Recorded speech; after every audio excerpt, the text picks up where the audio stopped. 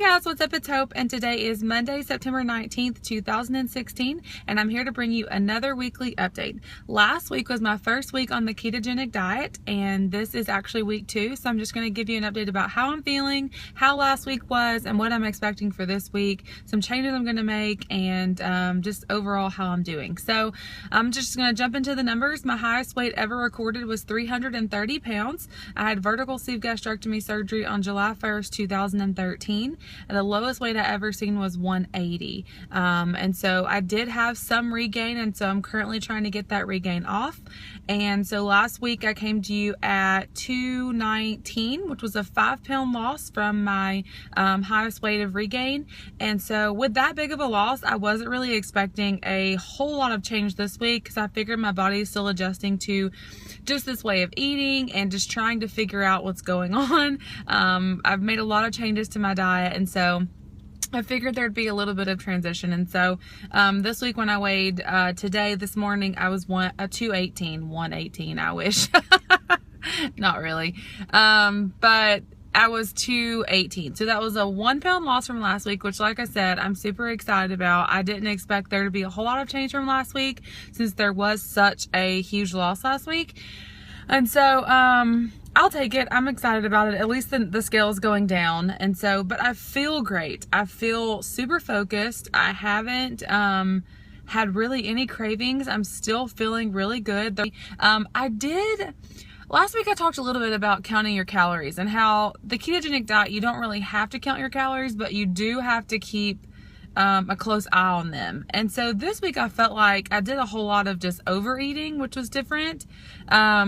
I guess I just felt like I didn't want to feel hungry. I didn't want to feel empty. So I just ate keto friendly things, but I wasn't really hungry. And so this week moving forward, I'm really going to try to pay attention to my body and try not to overeat as much. Now, because of my sleeve, I can't eat a whole lot at one time, but I definitely can eat throughout the day and pack in a bunch of calories and a bunch of extra carbs that I don't need, and just food in general that I don't need. So this week I'm going to focus on just listening to my body and trying to focus on eating really good, high fat, low carb meals, and just really trying to listen and make really good choices. So that's the plan for this week. But like I said, last week my meals were all on point. I did go out to eat a lot last week, which I was super bummed about.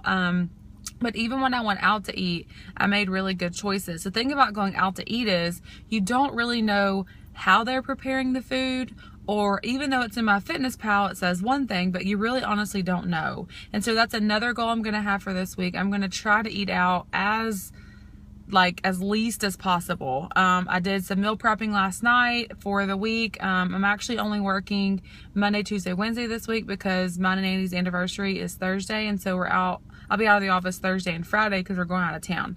And so I'll really only be at work Monday through Wednesday. So I put like a bunch of chicken breasts in a crock pot and just shredded it up, and I'm going to have that for lunch today, Tuesday and Wednesday. So at least I won't have the temptation of going out to eat for lunch, because it just adds in a whole bunch of extra carbs and calories that I just really don't need.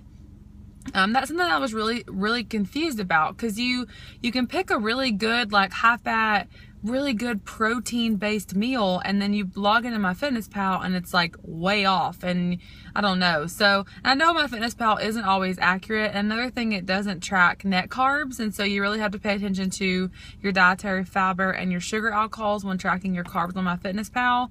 So I'm trying to pay close attention to that. But I feel like 6 pounds in 2 weeks is actually really good. I definitely feel like, and this is something other VSG people have warned me about, and I've watched a lot of videos on this, it is a whole lot easier to pack on the regain than it is to take it off being this far out post-op. I mean, when I was closer to, my surgery date, and even a year and a half, 2 years post-op, it was easy for me just to lose a bunch of weight and be fine.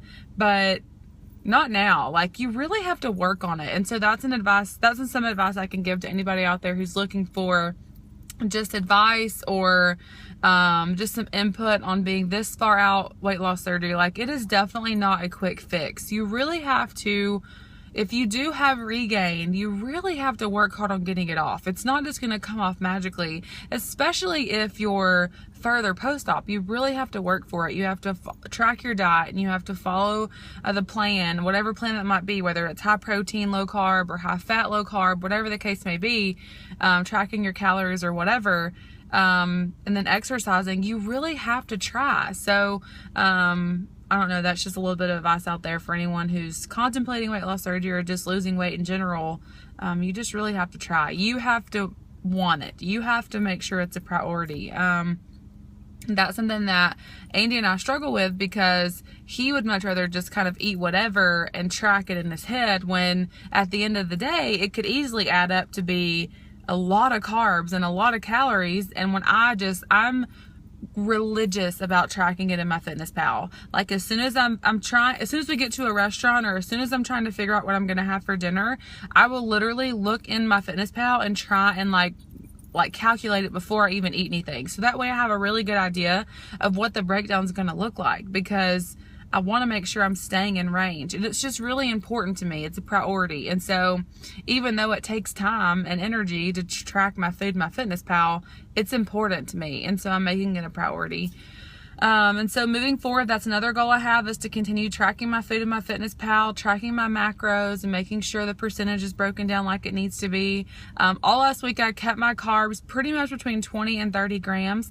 I've had some people ask me about how many carbs is a person supposed to eat in a day.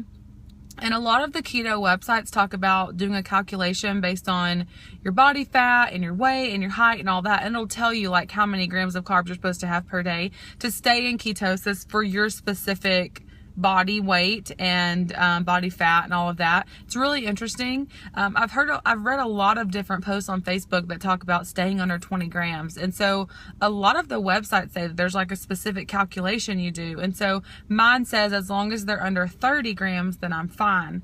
But I'm still just trying to stay within 20 and 30 grams or less if possible. I'm just trying to track that very carefully.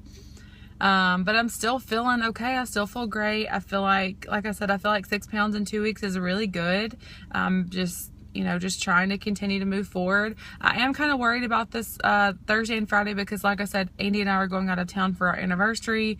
And so I know that no matter where I go, I can make really good choices, but because we're going to be away from home, I'm not going to have the option of, having like a cooked meal with me, or like, being able to be in control of how that food is cooked. So I'm just going to try to make really good choices and just stay within plan for sure. But other than that, I am feeling great. Still trucking along and just trying to do the best I can. On the infertility front, this whole week I've just been super emotional, and I think it's because this week is our 1 year anniversary of doing the IUI last year that didn't work, and it just breaks my heart that it's been a whole year since that happened, and we haven't, we still aren't pregnant. But also this month is 4 years since we started trying to conceive. 2 years trying by ourselves with a little bit of a break from my weight loss surgery. And then, 2 years of being in treatment with our specialists and trying to figure out what works best for us. So I don't know. It's just made me really sad. I had someone leave a comment on one of my videos, and it was something along the lines of, just go on with your life. Just don't focus on it so much and enjoy the life that you have. And I just want people to know that people with infertility that struggle with it so much, me specifically, I do my very best. I wake up in the morning and I'm so grateful that I have this life, and I'm so blessed, and I find myself just taking every moment in, especially everything that happened after everything happened with my mom, and just really being grateful for every minute I have. But something that infertility does is it steals your joy away. And I know that a lot of times people can say, well, it'll steal your joy away if you let it. And it's sneaky. And the other day, here's an example. The other day we were at a soccer game for the boys, and I was so excited, and I was cheering them on, and I was just in the moment, and I loved it so much.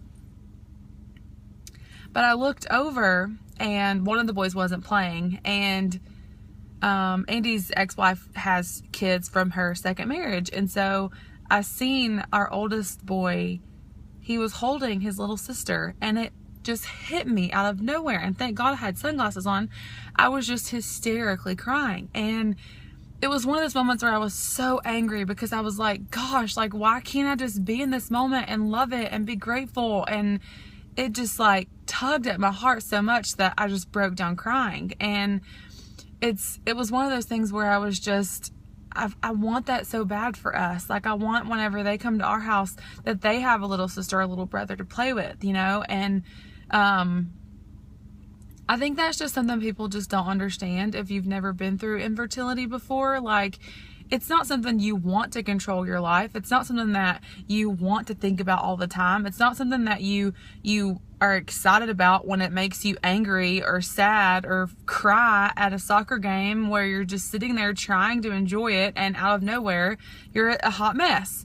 Another thing is like going to baby showers and when people announce their pregnancies. Like, I deep down, I want to be so excited for those people, but my heart is so broken that I instantly just feel so sad. And that makes me so angry because I don't want to feel that way. I don't want to be sad and I don't want to be mad, but it's just the emotions that come along with infertility. And like I said, I guess if you've never been through it before, you wouldn't understand that.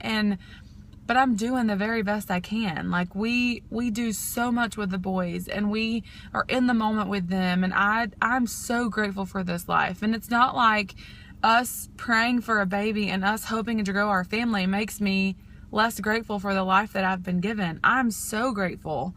But infertility just changes you. And it's been 4 years since we started trying to grow our family. That's a long time. That's a long, long, long time. I never dreamed that it would be this long. But something that I have really been thinking about here recently, because this time of year always makes me just kind of think about the last 4 years and reflect on it. And, you know, I've done a lot to try and make my dream of becoming a mom come true. And, you know, I'm just doing the best I can with taking care of myself, and we have a plan in place. And, you know, I will continue to pray for myself and for my husband and our family. And I feel like that God placed this desire on my heart for a reason. And I hope and pray that He answers our prayers and that, you know, we just continue to seek His will, whatever His will may be. And, that's just something that I try to focus on in those moments where I feel so devastated and so broken and so frustrated by what infertility can do to a person. I try to immediately just revert back to my faith and rely on my faith to see me through, and I'll continue to do that. So I'm sorry this video is so long. I started out talking about keto and ended up on infertility, but that's just where I am right now in my life. So I'll continue just to pray and hope. And we've been talking about, my husband and I have been talking about a couple of fundraising ideas for IVF. A lot of you have commented on my videos and asked if we were open to that. When we first started, no, we weren't open to that because we felt like there's no way we'll ever get to a point where IVF is our only option. And speaking with in regards to infertility treatment. And so now we're kind of thinking about ideas for fundraising and stuff. So I'll let y'all know if we decide to do any of that. We're still just kind of looking at all of our options, but I will talk to you guys later. Thank y'all so much for all of your support and listening to me just rant on about all of these random things. I feel like I've been doing these videos for so long and I should not have 15-minute videos, but I do on days like this where I just feel like I need to get so much off of my chest. And I feel like the more people talk about infertility, the more awareness there is. And the statistics show right now that 1 in 8 couples suffer with infertility. They struggle with infertility. 1 in 8 couples in America. That's insane. So I feel like, you know, the more people talk about it, the more awareness there is. And that's just kind of where I am at in my life. So feel free to leave comments below. And I definitely appreciate all your support and all of your prayers. And I will see you guys in my next video, hoping and praying that I have another loss this week. I'll continue to stay on point and eat right, and just hoping and praying that it's a good week for me. So I will see you guys next week. Bye.